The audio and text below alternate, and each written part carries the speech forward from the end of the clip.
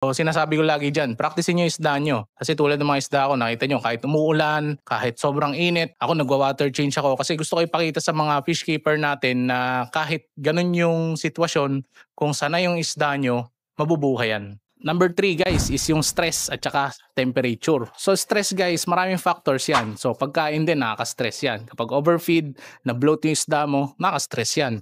So isa pa is yung temperature.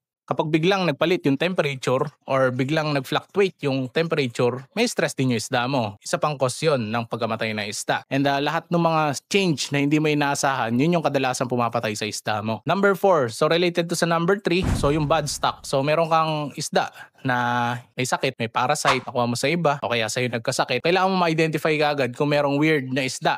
Merong isda na nasa sulok, merong isda na may sumisinghap-singhap nasa taas ng tank mo. So yung mga kailangan nating i-observe kasi hindi normal yun guys. So maaaring normal yan kung buntis yung isda mo, sumisinghap-singhap, o kaya nasa sulok ng sponge filter, nasa likod. So maaaring stress din yun. So yung mga ganung bagay guys, kailangan natin i-observe para maagapan natin. Yung kasi mga cause ng mga ganyang sakit guys, kita kagad yan eh. Hindi normal na nangyari sa araw mo, sa araw ng isda mo, nakita mo. Yun yung mga pumapatay sa mga isda.